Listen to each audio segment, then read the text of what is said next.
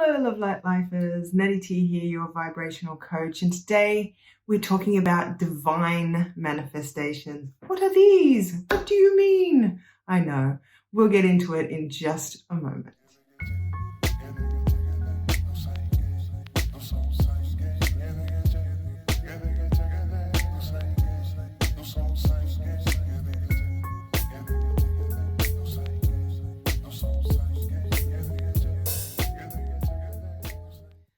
All right, if you haven't subscribed already, if you'd like more of this kind of content, make sure to hit that subscribe and the bell so that you don't miss a thing. And of course, if you're over on the IG account, make sure that you follow so you don't miss any more daily videos. Okay, let's get into it. Let's really get into it. Because what we're talking about today, if you've been over to the Instagram account, you will have seen the posts for today, which are about divine manifestations. Now, what do I mean? What's the difference between divine manifestations and manifestations? Seems like these are ordinary manifestations. What are you talking about, Natty T? I don't want ordinary manifestations. I want divine manifestations. But I don't know what the difference is. Okay. Well, basically what I'm talking about is the difference between manifesting with your third eye versus manifesting with your crown chakra. If you don't know anything about chakras, it's okay. You don't need to. Just know that the difference in practicality is there's two ways to work with the law of attraction so far that are popular and that are generally working for people and people they're finding success with.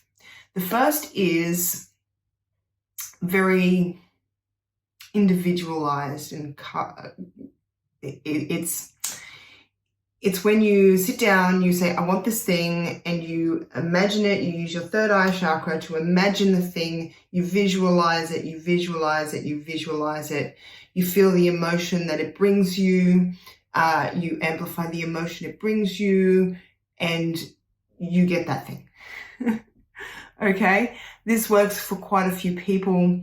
It is definitely, I've seen a tried and true, when done properly, measure to start using the law of attraction to manifest. Okay, it's also something that is very laborious and also very slow. What I mean is that if every time you want something, you have to do all of these manifestational tips and tricks, it gets a little bit, well, it's less work than what most people are doing, so you can't really complain, can you? But there is an even better way of leveraging that energy, and that is to manifest from the crown chakra instead of the third eye chakra. And all that means is that instead of visualizing what you want in detail, what you do is you find the emotion. Don't worry about the visualization. Don't worry about where you get the emotion from. Doesn't matter. Doesn't matter where you get the emotion from. You can get it from looking at a flower. You can get it from watching a baby laugh. You can get it from anywhere. But it is this ability to keep steady and just have faith that the universe knows what you want, knows the vibration. The law of attraction in general is going to match you up with those vibrations. And when you start actually seeing some results of this, it's actually amazing how the universe can tell the difference between something that will make you happy and something that will make you sad. And the things that make you happy come when you're happy, and the things that make you sad come when you're sad. And it's quite amazing how something that can make you sad can make somebody else happy, and vice versa. Yet you get the happy things that make you happy when you're happy, and they get that same thing when they're sad because it will make them sad. And it's really amazing to watch when you start taking notice of how this works and and just notice that that's the way it works. That, hey, I may manifest flying on a plane because I love it and I'm in a really high vibe right now. And so I love flying, so I'm going to manifest a plane trip right now. whereas somebody who hates flying will manifest a plane trip, but when they're in a fearful state because they're afraid of flying.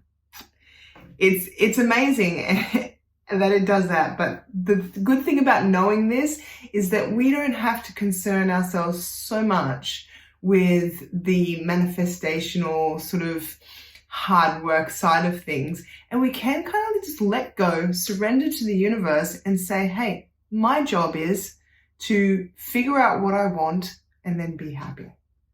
Figure out what I like and then be happy. Just be happy. I mean, the fact of the matter is you're never going to stop for figuring out what you like. You can't help it. Even if you don't think you're having a preference, you're having a preference. People have toyed with the idea in spiritualism of non-desire. I'm going to burst your bubble. It doesn't exist. It doesn't exist. Even those who believe they have no desire have a desire. First of all, the desire to have no desire is a desire. Second of all, you can't help it. When you are served up chocolate ice cream and it doesn't taste very nice or it tastes really good, you immediately have a preference. You may not turn your attention to that preference, but being that you've tasted strawberry ice cream and vanilla ice cream, now you're tasting chocolate ice cream. Whether you like it or not, you're actually having a preference. And that preference is a desire. It is a desire to have pleasurable tasting food. It is a desire. You can't help it. You can't help it. If somebody asks you, what do you desire? And you say nothing, the truth is, come and punch you in the head. And the thing is, whether you want to pretend that you didn't or not, you didn't desire that. You desire to not be punched in the head. Face it. It doesn't matter what you do. You're always going to have those preferences. And that's because that's your job as a human being. That's what you do. You make these preferences. But then it's your job to then find your way into the feeling that you want to have so that the universe can tell which of the things that you've categorized in all of the different emotions to match you up with, if you get what I mean. If you're feeling envious, then it will match you up with things that will make you feel envious, people who will help you feel envious, people who are envious of you. There'll be envy everywhere. So depending on what range of emotion you want to feel, that's where you should be looking. You can actually focus. All of that range of emotions is sitting around you right now. You can find something in the room that you're in right now that will make you happy, make you sad, make you vengeful, make you upset, make you angry, make you frustrated, make you optimistic, make you pessimistic. All of that is around you right now, depending on your perspective and what you choose to focus on and how you're choosing to focus on. It's all around you right now. So how you choose to focus is really, really important, because that will invoke the emotion that you have, and the emotion that you have is then going to tell the universe, I want more stuff that feels like this. And this is what we call manifesting from the crown chakra rather than the third eye chakra, which is also good. And I'm not saying don't try it, and I'm not saying don't do it, and I'm not saying it doesn't work, because I'm saying the exact opposite. But there's a difference. There's a difference between doing your third eye visualizations and manifesting from the crown, which is complete and utter faith, because this is when the universe can surprise and delight you and give you something that you didn't even know you wanted. And it's so much better than you could have ever imagined. That's it for today, guys. I'm going to love and leave you. I will see you tomorrow. Don't forget to like, share, subscribe, follow. Love you. Mwah.